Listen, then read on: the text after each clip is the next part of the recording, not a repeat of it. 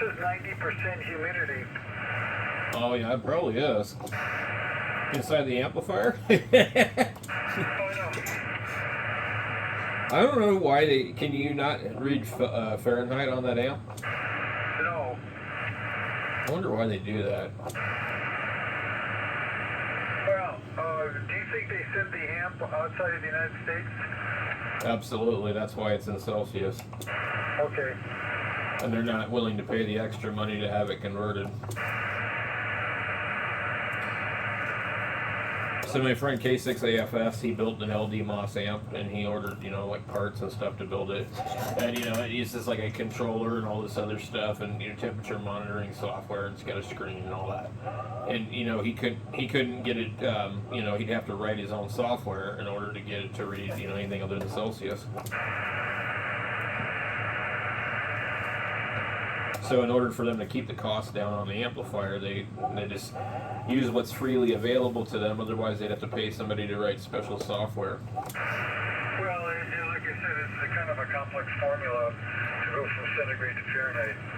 Yeah, well, I mean, I'm sure that it's not that serious if they just had it all Fahrenheit, and I think that mostly the amp is sold in the U.S. market. I think the formula is 9/5 times the centigrade number plus 32. That's weird. Yeah, the only reason I even know about it is I've got a friend in Scotland that I talk to all the time, and so, you know, sometimes I always have to ask him, are you converting that for me? Because sometimes he does. Let's say, for example, I was reading the news about Spain today, and they're having a heat wave. Can you imagine that in January? It's 30 degrees centigrade in January. Okay, this is on the Mediterranean side of Spain. So that's like 90 degrees? You know, I forget the 9/5 because that's too much. I just say double it. So if it's 30 degrees, you double it, and 6 at 60, then add 32 is 90, or 92. So 30 degrees centigrade is about somewhere around 90 degrees Fahrenheit.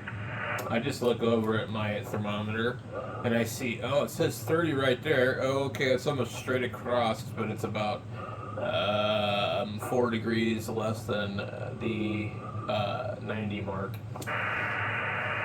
What, 30 degrees is what, 4 below 90? Straight across on the gauge, yeah. It's about 2 hash marks, which are 2 degrees apiece on the Fahrenheit side. Would it be 86? Yeah, 86 or 88 or somewhere. Yeah, somewhere around that, just depending. That's pretty warm for January, even in the Mediterranean. Oh yeah, I know. If that's what it is in January, what's it going to be like in July and August? Bacon.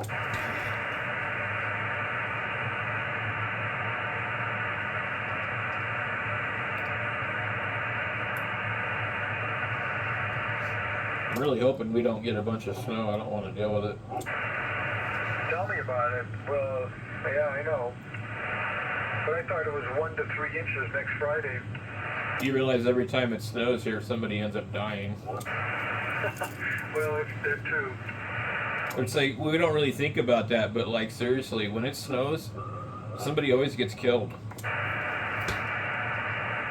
Well, you know, I grew up in Cleveland, I think I told you that, and lived there for almost, well, all my childhood. I didn't, but anyway, when they would, this was back in the 50s and 60s, and when they would have these snow, we'd have these huge snowstorms. It's called lake effect snow, and these people would go out and shovel the snow and die of heart attacks. And then they'd be reporting on the news, you know, how many people died of heart attacks shoveling snow. Oh, wow. I never heard about that, so that's kind of crazy. Well, if you think about it, you know, first of all, shoveling snow is a very vigorous activity, and if you're not in good physical shape, you know, it's going to be really hard on you. And secondly, if it's, 20 degrees outside. So now it's harder to do that physical activity in the cold. Oh.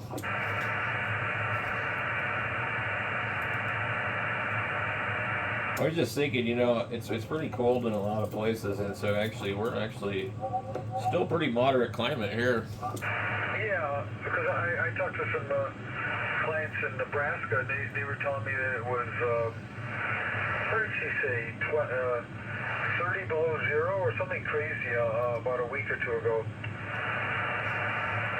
Yeah, I think maybe, I don't like the heat, but I think it's probably better to deal with the heat than the cold.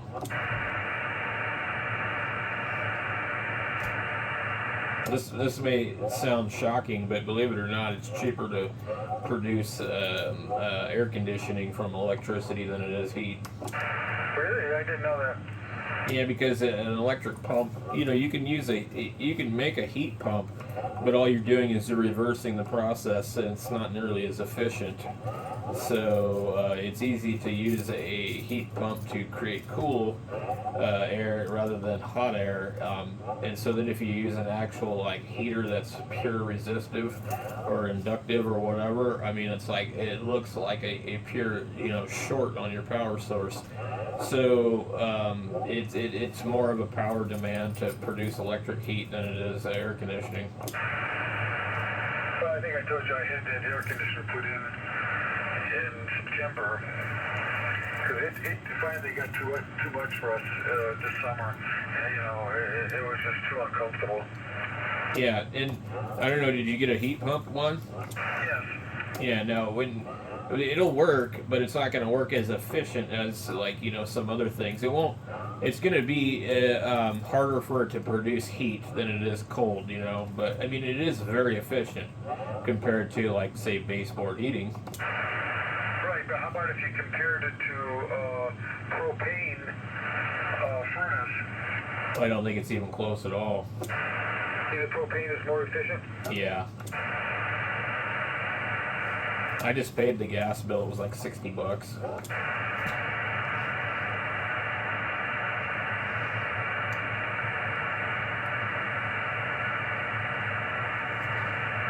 Normally, it's here. It's about $15 or $20 a month. You have natural gas? Yeah. Mine's more expensive, but I don't know. I have a weird heating system in this house. Not weird, but see, the house was built for a summer cabin. It wasn't built for the winter, and they didn't have the central furnace system. So all it had was baseboard heat and a fireplace. So when I moved in, the first thing I did is put a fireplace insert in. And the second thing I did is I put in a wall furnace on one of the main walls in the house that was the room we used the most. I wish I had an insert. I've got some kind of halfway insert. Well, the insert was the best thing I've ever invested in. I mean, I think I paid $1,200 for it in 1988, and what's this, 2024 is 36 years, and we've been using it a lot, and it's very, very efficient. Yeah, so we have a fireplace that has doors on the front of it, and they were metal screen doors and then 2 glass doors, and you couldn't really seal it shut though. It was more for looks and protection. And then above it in the front is a little grill. So on the bottom of each corner is a blower motor, and it blows up around a hood that's up inside the fireplace, and that comes out through the brickwork. Does it send out a lot of heat? Yeah, it's not bad. It's not amazing.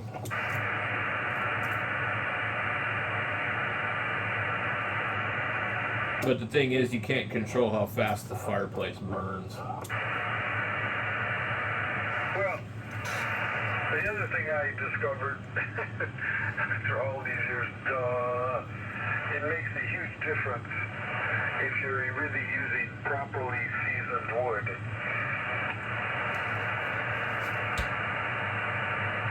Yeah, I guess. I mean, it just depends on what you're burning. I mean, what type of wood and stuff like that. They all burn at different temperatures, and certain wood burns slower. The problem for us is that there's an adjustment up in the chimney, and that's it. But you can't choke down the front doors. So if you close off the chimney too much, you're going to have smoke coming out the front doors.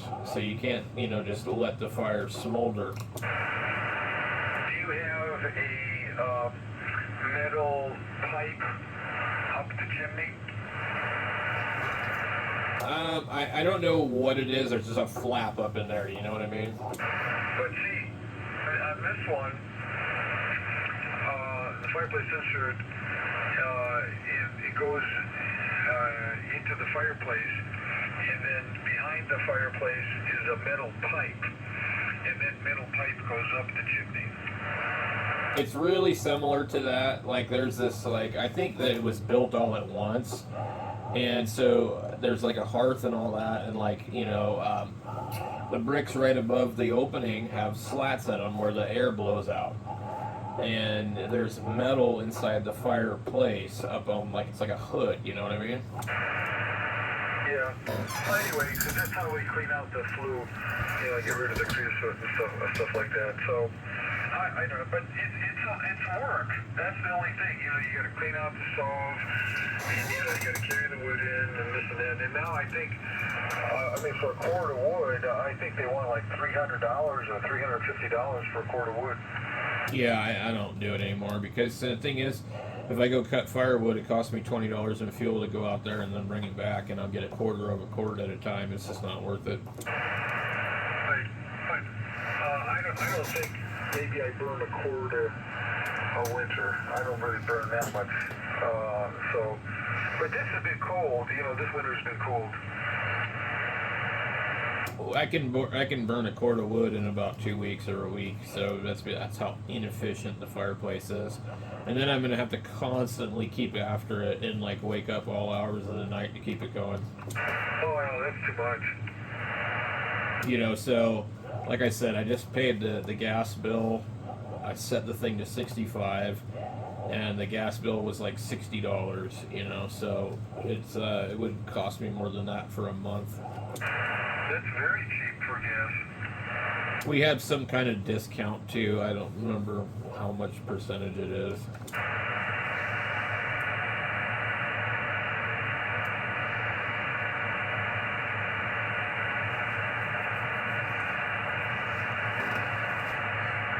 I was just thinking all these old radios, man. They're really a chore to operate sometimes.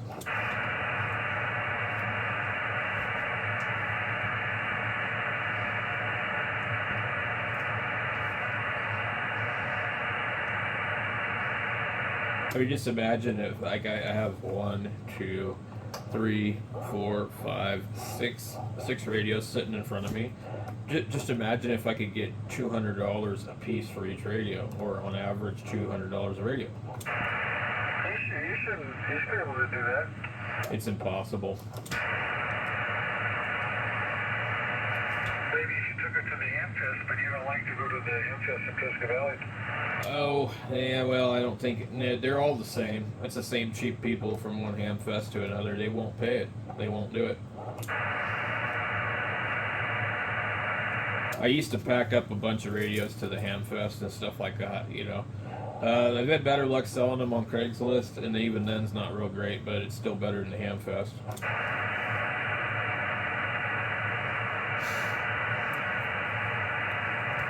If I put a Ft901 for sale on Craigslist with absolutely nothing wrong with it, right? For $100, I'll be lucky to sell it. How much do you think I get for my 751A? Not a lot at the Hamfest. $250? I think you might put it out there for $250, and I think nobody would buy it. They're just not going to want it. They're going to look at it and go, it's too old. The way that it gets sold is some particular guy had one when he was a kid or something, and he wants it and he buys it. That's how it works.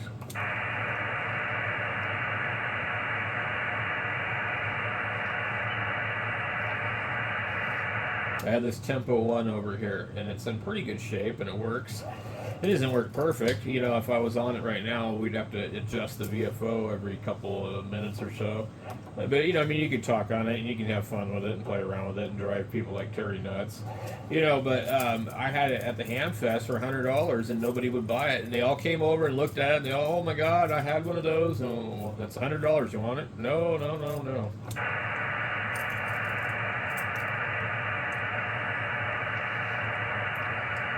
And then if you go on eBay, they're selling for probably about $300. So maybe that's the way to go, but then you have to ship it. And then you get screwed over by some shady guy. Any kind of shipping of anything, of selling not face to face, you run the risk of getting screwed over. And you know, here's the thing. I mean, like these radios, they're not that important. They don't need the money that bad.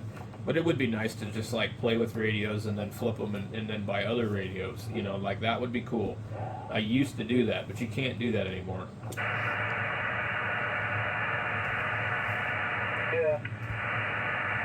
I gotta go through a couple things here, and I think I'm gonna see 73 RAM.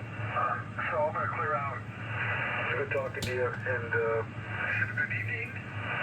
This is KG7 Oscar Lima. I'll listen out. All right, I better skedaddle out of here if I want to check the Goodwill KG7H here. Hey, please bring me out some hot chocolate. I will.